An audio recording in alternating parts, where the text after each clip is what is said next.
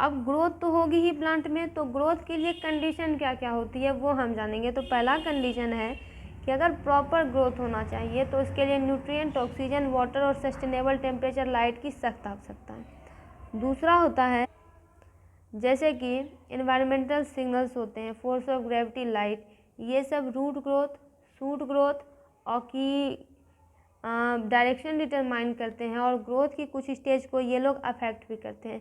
फिर है कि न्यूट्रिएंट प्रोवाइड होना बहुत ज़रूरी होता है, क्योंकि सिंथेसिस ऑफ प्रोटोप्लाज्म न्यूट्रिएंट से ही बनेगा और तब ही तो ये act of as a source of energy act करेगा। फिर है कि इसके लिए वाटर भी ज़रूरी होती है, क्योंकि इससे जो है सेल पानी लेता है तो फूल जाता है, फूल जाने के बाद ये टर्जिट हो जाता है और इसके कारण ग्रोथ होती है।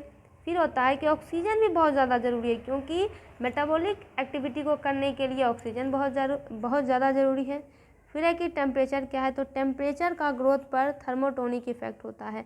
प्रॉपर ग्रोथ के लिए 28 डिग्री सेंटीग्रेड से 30 डिग्री सेंटीग्रेड के बीच में टेम्परेचर होना चाहिए। अगर 45 डिग्री सेल्सियस से ज़्यादा टेम्परेचर हो जाएगा तो क्या हो जाएगा, मेरिस्टेमेटिक सेल का जो प्रोटोप्लाज्म हो जाएगा वो कोगुलेट और डैमेज हो जाएगा और इसके कारण प्रॉपर ग्रोथ नहीं हो पाएगी।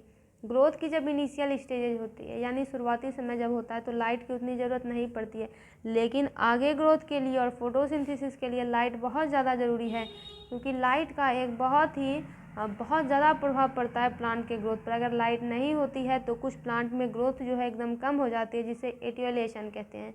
फिर है कि हाई कंसनट्रेशन ऑफ सॉल्ट का प्रेजेंट होना ज़रूरी होता है।